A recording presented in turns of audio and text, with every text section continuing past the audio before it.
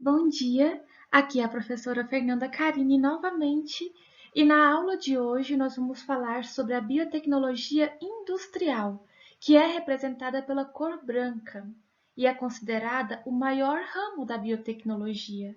Ela envolve a substituição de processos industriais tradicionais por biotecnológicos ou por biológicos. Ela envolve a produção de polímeros biodegradáveis, a produção de combustíveis, de biocombustíveis, que são produzidos a partir de fontes renováveis.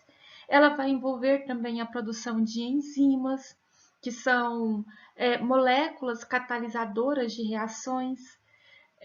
Também vai envolver a produção de micro-organismos com relevância industrial. Então, a gente vai começar a falar sobre a biotecnologia industrial, que é uma área gigantesca e que abre um leque de oportunidades muito grandes dentro da biotecnologia. Antes de começar a falar sobre a biotecnologia industrial propriamente dita, vamos falar um pouquinho sobre a indústria química, pois esta é a precursora da biotecnologia branca, da biotecnologia industrial. Ou seja, a biotecnologia branca surgiu para substituir ou para auxiliar alguns produtos ou processos que antes eram produzidos unicamente pela indústria química. A indústria química é gigantesca. Se vocês imaginam que a biotecnologia industrial, a biotecnologia voltada para a indústria é gigantesca, a indústria química tem que ser tão gigante quanto. E ela vai envolver diversos ramos de produção, sejam ramos petroquímicos, agroquímicos, produtos farmacêuticos, de produção de tintas, de produção de polímeros, dentre tantos outros produtos, dentre tantos outros ramos de produção. E para ser caracterizado como um produto de origem química, o mesmo ele deve passar por processos químicos, ou seja, por reações químicas, que vão formar novas substâncias com características físico-químicas diferentes. Quando a gente fala de características físico-químicas diferentes, nós estamos falando da propriedade da matéria, ou seja, um produto que ele é de origem química, ele deve ter passado por uma reação que modificou a sua propriedade de matéria de alguma maneira, seja tendo modificado a sua densidade, a sua viscosidade, sua cor, seu sabor, um odor, textura, o ponto de fusão, ponto de ebulição, qualquer propriedade físico-química da matéria. Entendido? E o surgimento desta indústria, da indústria química, ele se deu devido à complementação, à necessidade de complementação das atividades básicas ligadas à preservação e melhoria da vida humana. No início, a química era basicamente empírica, ou seja, ela era extremamente experimental. Eles não tinham conhecimento dos acontecimentos por trás dos experimentos. Demorou um certo tempo até que os cientistas eles conseguissem recursos teóricos suficientes para poder prever algum resultado, para prever as condições necessárias para que uma reação acontecesse.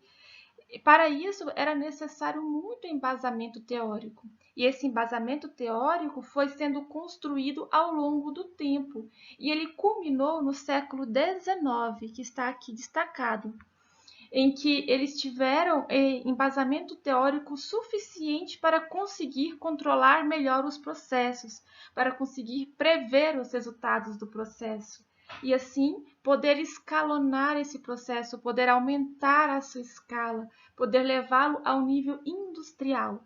Então, somente no século XIX é que a indústria química ela realmente se desenvolveu. E nós podemos afirmar que a indústria química, com todos aqueles produtos, com todos aqueles ramos que nós citamos anteriormente e os seus processos, eles desempenham um papel fundamental no bem-estar da sociedade, porque, como nós comentamos, eles estão extremamente relacionados à melhoria da vida humana. Então, eles vão produzir produtos para melhorar a vida humana, para melhorar o bem-estar da sociedade. No entanto, a maioria dos processos químicos ainda está bem longe de ser aquele ideal, ainda produz muitos resíduos, ainda são processos muito pesados. E é neste ponto que a biotecnologia branca vai poder atuar. E para que a indústria química tenha esse sucesso absoluto, que ela seja tão grande, ela precisa atuar em dois pontos essenciais. Primeiramente, ela precisa descobrir novos produtos e novos materiais. Isso acontece em ensaios pequenos, lá no laboratório. E depois ela precisa transpor esses ensaios, transpor esses experimentos para a escala industrial. Ou seja, a indústria química começa bem pequenininha, com testes com poucos reagentes, em análises bem controladas, em escala laboratorial, lá no laboratório. E depois que o processo é bem conhecido, bem controlado, o cientista, o químico, ele vai ampliando esse processo, escalonando esse processo até ele chegar em uma escala industrial. Então, esses dois pontos são os básicos, o laboratório e a transposição dos experimentos do laboratório para a indústria. Vocês sabiam que as maiores economias do mundo, elas também são líderes na fabricação de produtos químicos? Isso não é coincidência. Isso acontece porque o bom desempenho lá no setor químico em um país, ele vai ser fundamental para a competitividade econômica deste país, porque as indústrias químicas, elas vão estar presentes em todos os ramos da cadeia produtiva. Então, se você dominar esses ramos da cadeia produtiva, você consegue ter competitividade. E desde o seu surgimento, a indústria química vem passando por diversas transformações, por diversas adaptações. Isso para que ela possa garantir vantagens competitivas e para que ela possa acompanhar os avanços tecnológicos. Antigamente, assim, até o século XVII, o comércio era bem localizado, era local, regional, e os produtos eram produzidos artesanalmente em pequenas quantidades, e havia o contato direto da pessoa que produzia, do artesão, com a pessoa que comprava aquele determinado bem, aquele produto. Só que a partir do século XVII a coisa mudou um pouquinho. Houve uma grande expansão do comércio. Aí surgiram as primeiras fábricas e deu origem à Revolução Industrial.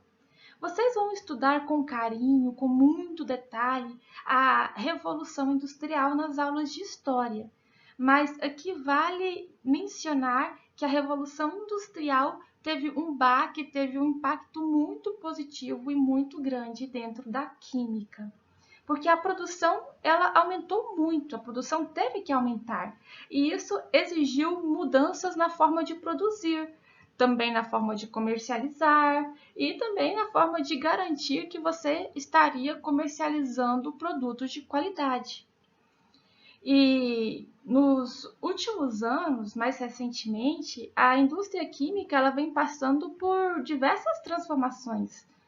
E as mudanças mais veementes, elas são motivadas principalmente por esses motivos que eu listei aqui, pela globalização, pela concentração, pela especialização e pela descentralização geográfica.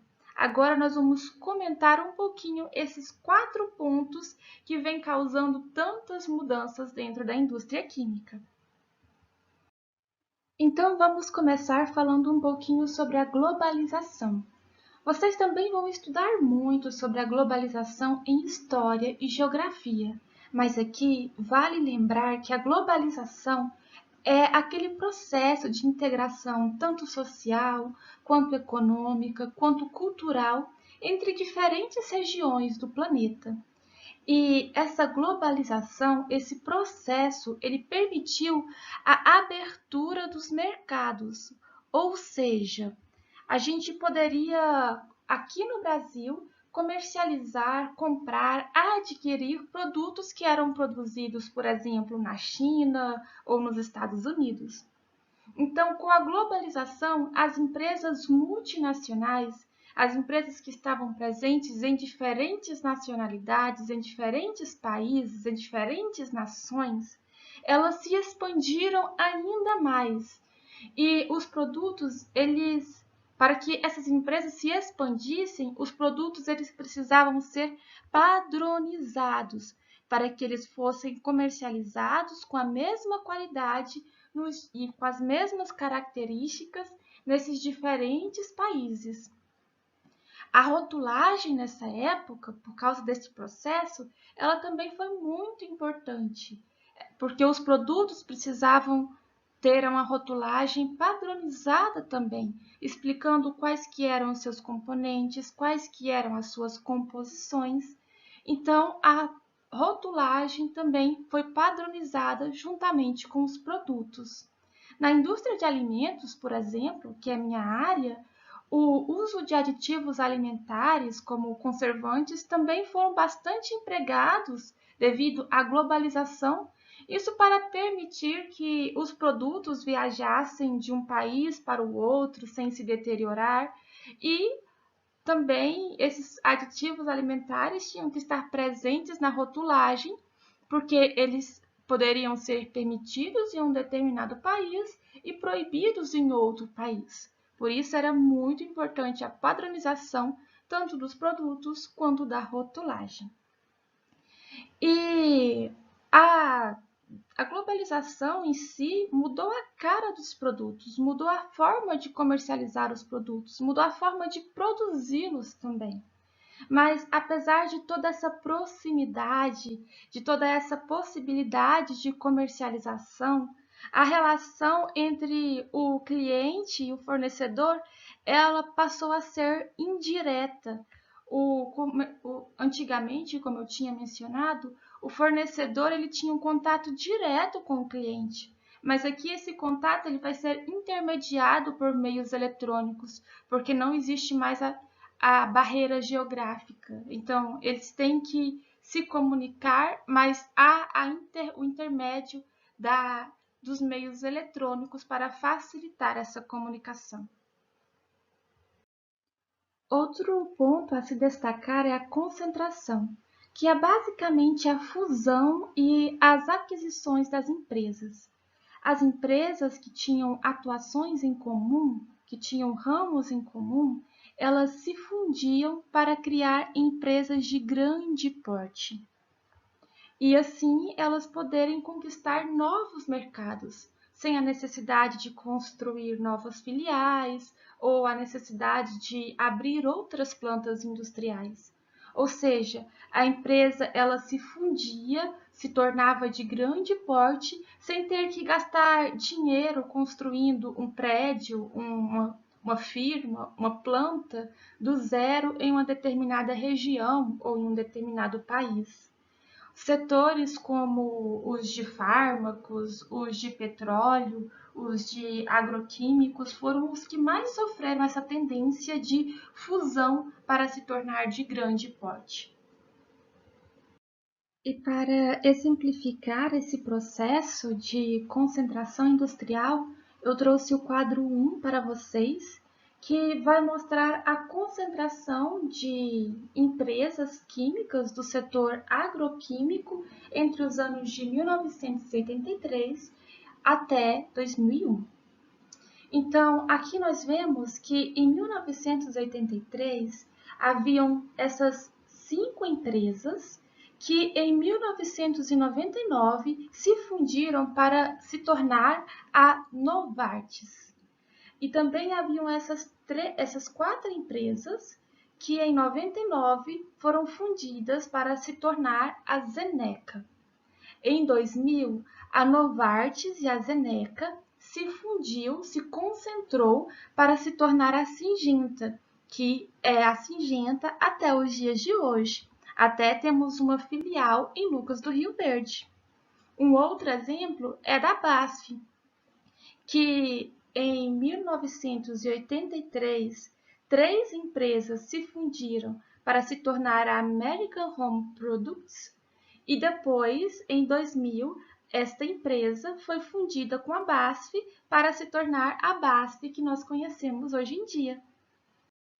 Temos também diversos outros exemplos aqui nessa tabela e eu recomendo que vocês observem com carinho esses exemplos. Aqui nós temos, por exemplo, a Bayer, que vocês devem conhecer bastante, que ela foi a fusão de diversas empresas que existiam lá em 1983 e foram se fundindo para se tornar a Bayer que nós conhecemos hoje.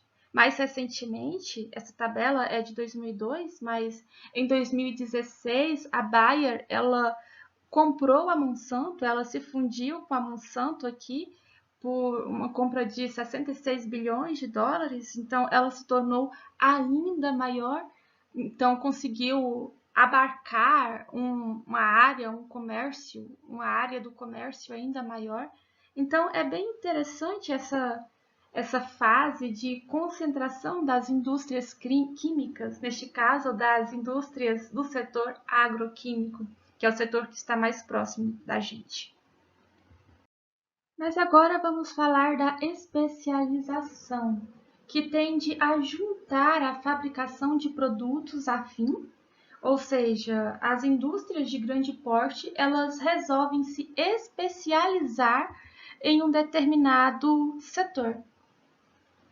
Podendo assim uma parte da empresa se separar e se especializar na produção de apenas um determinado produto. Por exemplo, uma parte da empresa se desmembra para se especializar apenas na produção de resinas plásticas. E por fim, nós temos a descentralização geográfica, que vai prezar pela proximidade dos estabelecimentos industriais, das empresas, daquelas fontes de matéria-prima que tem mais baixo custo. Então, as empresas elas vão se instalar nos locais em que a matéria-prima é mais barata, ou no local em que tem um maior mercado consumidor. Vai se instalar nos locais que são mais benéficos para aquela empresa. Por exemplo, alguns países desenvolvidos, eles deslocaram fábricas inteiras que produziam muita poluição para países em desenvolvimento, porque naqueles países em que eles instalaram as suas fábricas, a legislação ambiental era menos rígida, então eles não ganhariam multa com a sua produção. E também nós temos um outro exemplo interessante, que são as empresas produtoras de gás natural, que elas vão ter que se instalar nos países que são produtores de petróleo, que possuem as jazidas, porque nessas jazidas a gente vai encontrar o gás natural naquela parte mais superior e a gente vai ter o petróleo e a água na parte mais inferior, na parte mais baixa. Então, algumas empresas elas vão se instalar em países que possuem essas jazidas para extrair o gás natural dessas jazidas. Não necessariamente essa empresa vai ser deste país. Pode ser empresas de outros países se instalando naquela região. Isso é a descentralização geográfica. Então, como a gente viu hoje, a indústria química é um ramo bem segmentado, bem dividido e se caracteriza por produzir substâncias que vão atender à necessidade de outras empresas, de outras indústrias. Por exemplo, enquanto algumas empresas elas sintetizam derivados petroquímicos básicos, como o etileno, o propileno, o butadieno, outras elas vão transformar esses derivados básicos, esses produtos petroquímicos, em produtos petroquímicos finais, como o polietileno, como o polipropileno, como o policloreto de vinil. E um terceiro grupo de empresas, elas vão converter esses materiais em materiais já com em objetos de consumo, materiais já destinados para o consumo, tais como filmes, recipientes, embalagens, materiais mais diversos, com diversos objetivos. Então, cada empresa, neste exemplo, ela é responsável especificamente por trabalhar em uma área de produção, em uma área do processamento, em uma etapa do processamento. Isso, eu coloquei esse exemplo para que vocês consigam ver o quanto que a indústria química é segmentada e o quão há empresas especializadas em determinada área, em determinado segmento de uma cadeia gigantesca de produção. E como nós estamos citando muito o setor petroquímico, nós não podemos deixar de mencionar a crise mundial que aconteceu na década de 70, lá em 1970. Ela ficou conhecida como crise petrolífera ou crise do petróleo. E essa crise, ela teve início quando foi descoberto que o petróleo ele era um recurso natural não renovável. Em decorrência disso, ou utilizando isso como pretexto, o preço do petróleo ele sofreu múltiplas variações a partir da década de 70. E isso marcou efetivamente momentos de crise dentro deste produto.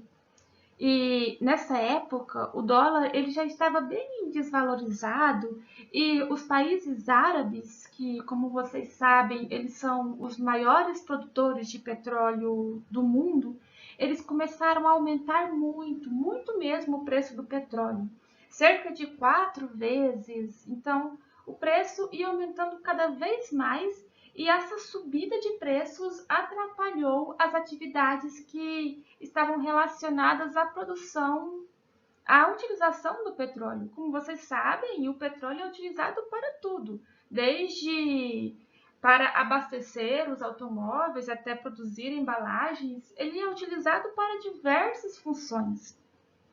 E isso atrapalhou muito a indústria química e gerou uma recessão econômica, aumentou a inflação e desestabilizou completamente a economia mundial, a economia do mundo inteiro.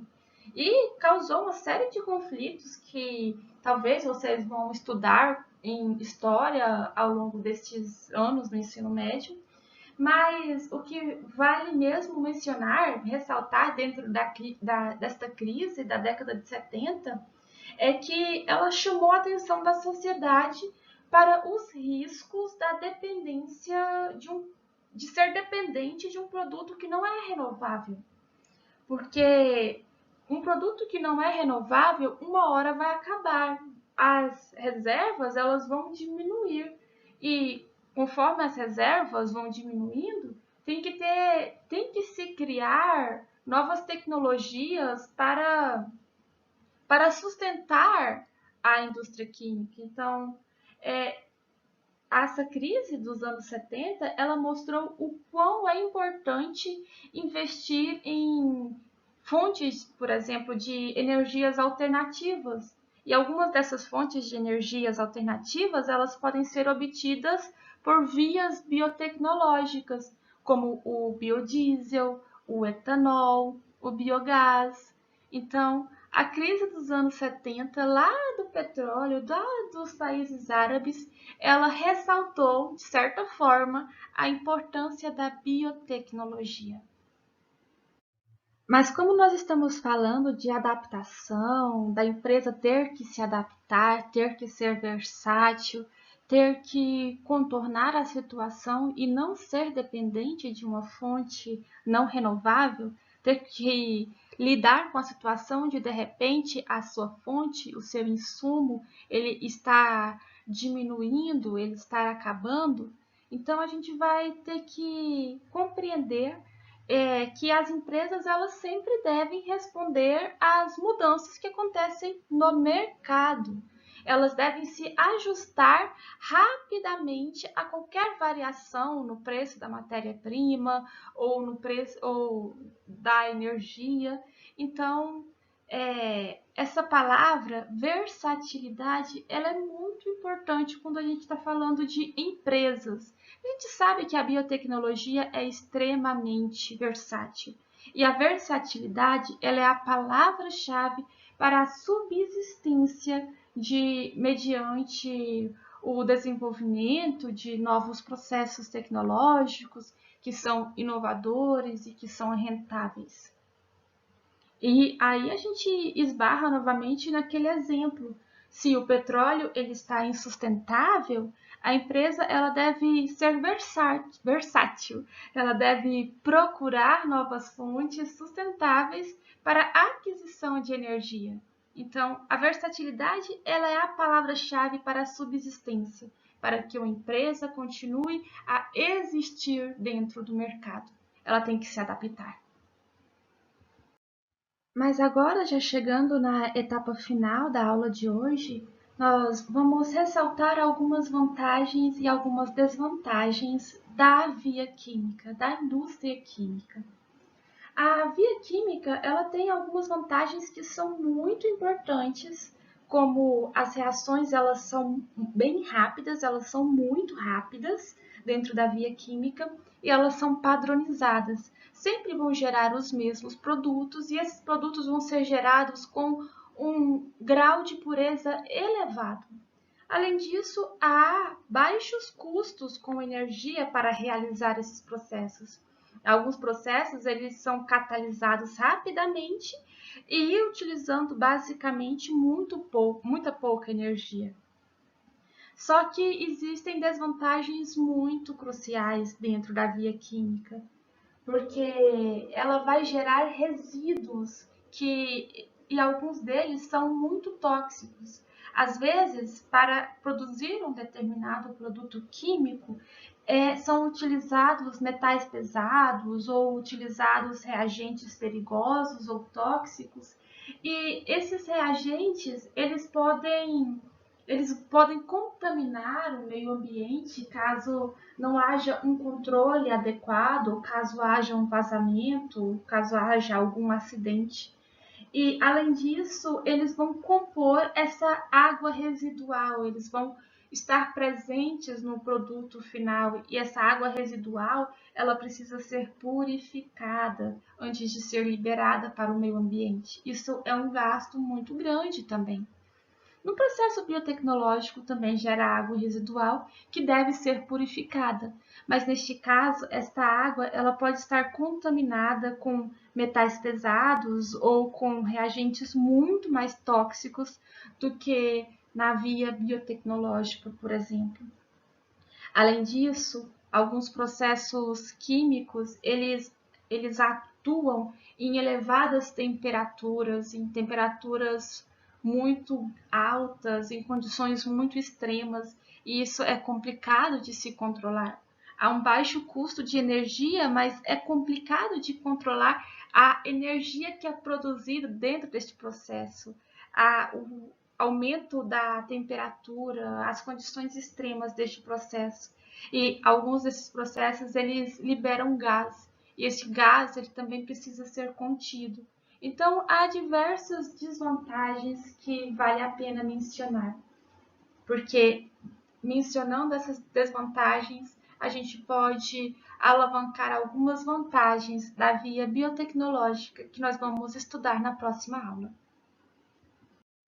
Então, dentro da perspectiva de que os processos químicos, de que a via química, ela está longe de ser a ideal, de que ela não utiliza matérias-primas renováveis e que há a produção de resíduos potencialmente tóxicos, então é dentro dessa perspectiva que entra a biotecnologia industrial, que vai ter como objetivo o desenvolvimento e a aplicação de produtos e processos químicos para reduzir ou eliminar o uso e a geração de substâncias nocivas à saúde humana e ao meio ambiente. Na próxima aula, nós vamos discutir algumas aplicações e alguns objetivos da indústria, da biotecnologia industrial, da biotecnologia branca, ou química verde, química sustentável. Ela recebe diversos nomes, mas na próxima aula nós vamos discutir alguns de seus objetivos, algumas de suas aplicações.